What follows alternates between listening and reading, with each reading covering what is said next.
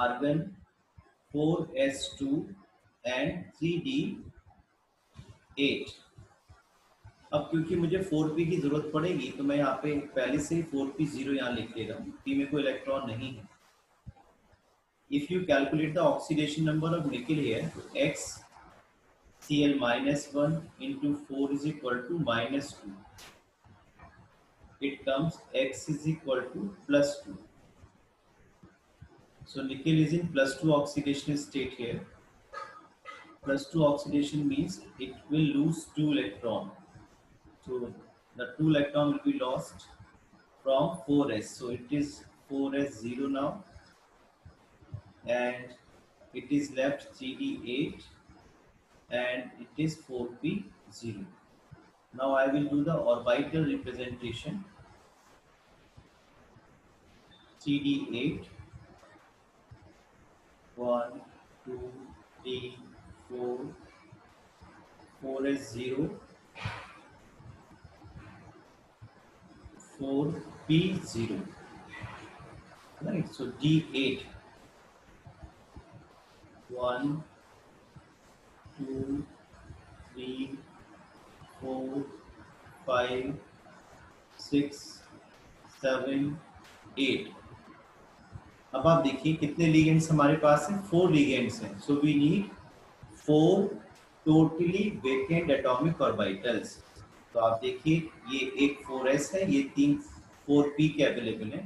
So this 1 4s and these 3 4p atomic orbitals will undergo hybridization. कितने atomic orbital hybridisation में जाएगा वो depend करता है कितने लिगेंड्स हमारे पास अवेलेबल हैं कोऑर्डिनेशन स्फीयर के अंदर।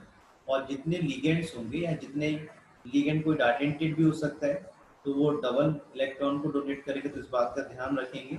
Cl तो मोनोडेंटेड लिगेंड है, तो 4 लिगेंड है तो 4 वेकेंट एटॉमिक ऑर्बिटल चाहिए टोटली। सो दिस अंडरगोज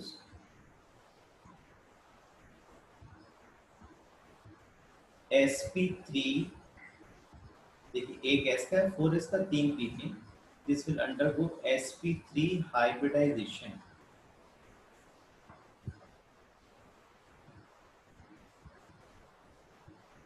और ये वाली कंडीशन देखिए आ जाएगा, दिस इज 3d8, ये ऐसे ही रहेगा। और ये एक s का 3 p के, ये आ गया। ये 8 इलेक्ट्रॉन्स आ गए, 1 2 3, ये 4 5 6 7 8। ये तरीका मेरा गलत है, ऐसा मुझे नहीं करना चाहिए था। पहले मैं सभी इलेक्ट्रॉन सिंगली फिल कर then I must have started pairing. तो आप इस बात को ध्यान रखें। अंडरवुड sp3, तो ये आपके 4 new sp3 hybrid atomic orbitals of equal energy. इन सबको हमने सबको एक साथ बनाया, तो इन सब की एनर्जीज कैसी हो रही हैं, इक्वल हो रही हैं। Now in complex Ni, in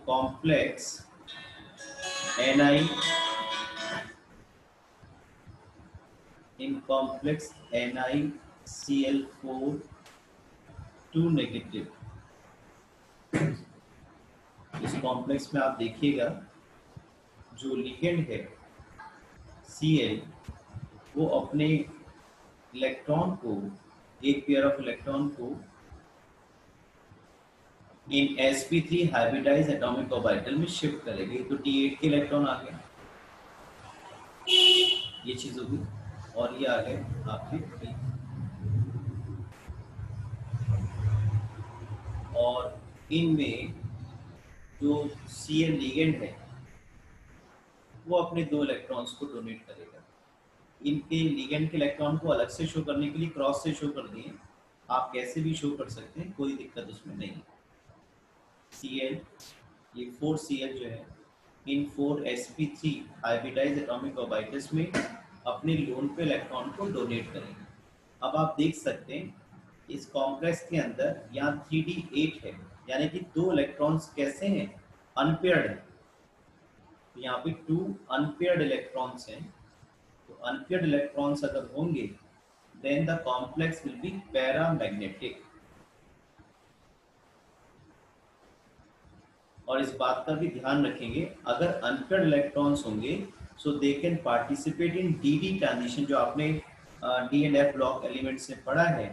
यानी कि जो कॉम्प्लेक्स है वो कैसा होगा, कलर्ड होगा। अनपेयर्ड इलेक्ट्रॉन की वजह से पैरामैग्नेटिक होगा, कलर्ड होगा। और एस आप देख सकते हैं इसमें हाइब्रिडाइजेशन में 4s ये वाला और 4p के एटॉमिक ऑर्बिटल यूज हुए, तो इसलिए ये एक आपके पास आउटर ऑर्बिटल कॉम्प्लेक्स है, आउटर ऑर्बिटल कॉम्प्लेक्स है। और क्योंकि इसमें अनपेयर्ड इलेक्ट्रॉन है तो इसको आप ऐसा ही बोल सकते हो, हाई स्पिन कॉम्प्लेक्स है। हालांकि अनपेयर्ड इलेक्ट्रॉन का नंबर 2 ही है, लेकिन आप इसे बोल सकते हैं हाई स्पिन कॉम्प्लेक्स। वीवीटी इन्हीं बातों का आंसर नहीं कर पाई कि कितने इलेक्ट्रॉन में आप हाई स्पिन बोलोगे अनपेयर्ड में और कितने अनपेयर्ड इलेक्ट्रॉन में आप लो स्पिन बोलोगे। तो इस बात की क्लैरिटी वैलेंस बॉन्ड थ्योरी नहीं कर पाई। ये आप बीवीटी एप्लीकेशन कर रहे हैं आप कॉम्प्लेक्सेस में। तो कलर्ड हो गए, आउट ऑफ वाइटल कॉम्प्लेक्स हो गए, कॉम्प्लेक्स है ये हाई स्पिन कॉम्प्लेक्स है। और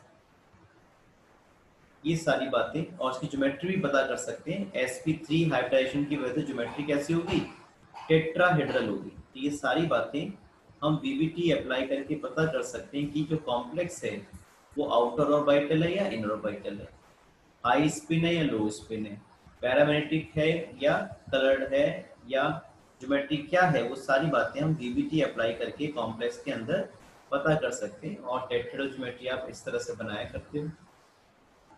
बॉन्ड एंगल लगभग 109.5 डिग्री का रहेगा। This is Cl, this is Cl, this is Cl और ये इस तरह से।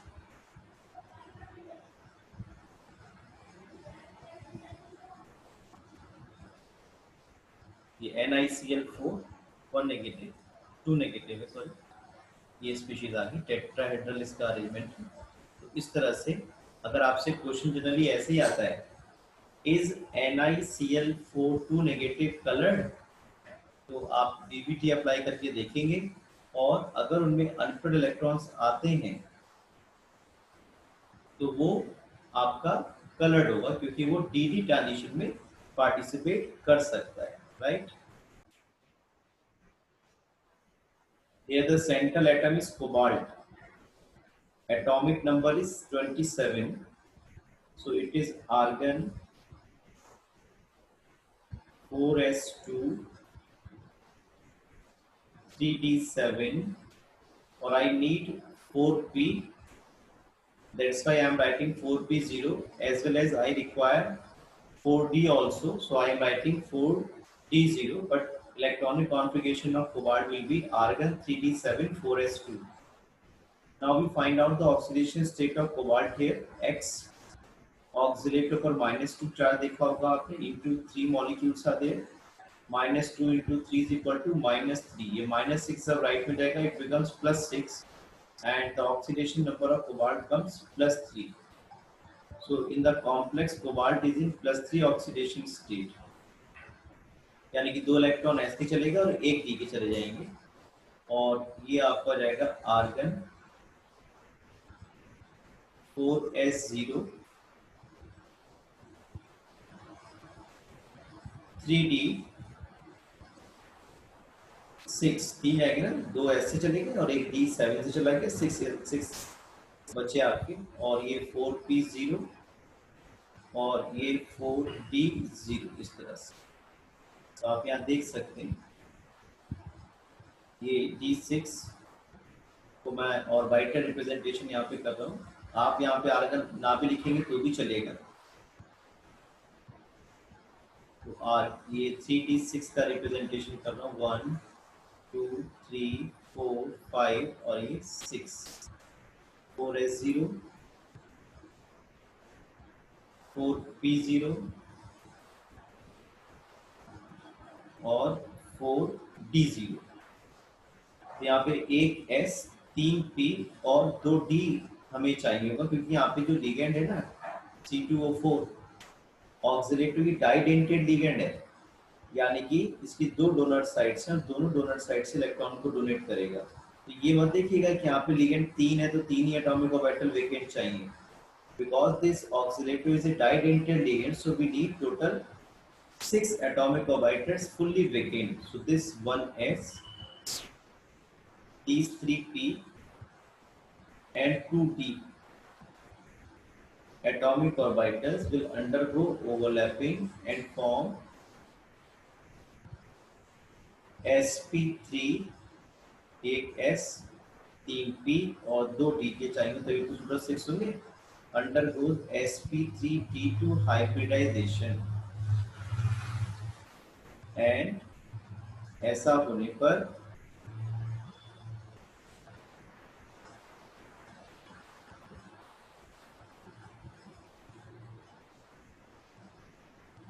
इन सब की एनर्जी क्या हो जाएगी, 6 एटॉमिक ऑर्बिटल की सेम हो जाएगी, जैसे कल आपको सिखाया था बिल्कुल वैसा ही रहेगा ये। और ये तीन जो है अनहाइब्रिडाइज्ड रहेंगे, ये 4d के 3 एटॉमिक ऑर्बिटल ये वाली, इनको अलग बना देंगे क्योंकि इनकी एनर्जी कैसी होगी, अलग होगी। 6 इलेक्ट्रॉन तो ये आ गए, जैसे ऊपर आपको दिख रहा है 1 2 3 4 5 6, और ये आपके पास 6 new sp3d2 hybridized atomic orbitals are there which have equal energies, having equal energies.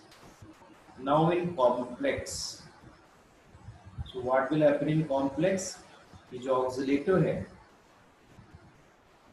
ये अपने जो लोन पेयर इलेक्ट्रॉन्स हैं उनको ये जो 6 sp3d2 हाइब्रिडाइज्ड एटॉमिक ऑर्बिटल्स हैं उनमें डोनेट करेगा। इस तरह से देखिए ये आर्गन आ गया, ये आपके पास d6 आ गए, 1 2 3 4 5 6, और ये आपके पास आ गए 1 2 3 4 5 6 sp3d2 हाइब्रिडाइज्ड एटॉमिक ऑर्बिटल। और अब जो लिगेंड है ऑक्सीलेटिव, ये इस तरह से O O C C O O, ये डाइडेंटेड लिगेंड है, तो दो डोनर साइड इसमें रहेंगे, दोनों एक साथ दो लोन पेयर को डोनेट करेंगे। तो ये ऑक्सीलेटर को मैंने ऐसे लिख दिया है CO नेगेटिव को, ऐसे दूसरा जो C2O4 है उसमें भी डोनर एटम आपके पास O ही है, O O C bond C O O, या फिर आप ऐसा भी लिख सकते हो, you simply write OX oscillator, और ये इस तरह से भी आप इस तरह से डोनेशन भी दिखा सकते। तो आप देखिए इस कॉम्प्लेक्स के अंदर जो है वो अनपेयर्ड इलेक्ट्रॉन कितने हैं, 1 2 3 4 अनपेयर्ड इलेक्ट्रॉन्स हैं। It contain 4 unpaired electrons. तो अगर अनपेयर्ड इलेक्ट्रॉन्स होंगे तो कैसा होगा, पैरामैग्नेटिक होगा। आप देख सकते हैं हाइब्रिडाइजेशन में outer most shell 4s 4p 4d के एटॉमिक ऑर्बिटल यूज हुए, तो that's why it is a outer orbital complex. अभी आप नेक्स्ट पढ़ेंगे इनर ऑर्बिटल कॉम्प्लेक्स में, आप देखेंगे 3d के भी एटॉमिक ऑर्बिटल हाइब्रिडाइजेशन में जाते हैं, इसीलिए उनको हम इनर ऑर्बिटल कॉम्प्लेक्स बोलते हैं। क्या रीजन रहता है बात को बताऊंगा आपको। अच्छा, इसमें अनपेयर इलेक्ट्रॉन क्योंकि है तो ये कलर्ड भी होगा, because the unpaired electron can undergo dd transition, और ये हाई स्पिन कॉम्प्लेक्स होगा, और जो स्टेट ऑफ हाइब्रिडाइजेशन है वो sp3d2 है, जिसकी वजह से ज्योमेट्री है वो कैसी होगी, ऑक्टाहेड्रल होगी। तो इन सारी बातों का पता हमें VBT अप्लाई करके लग जा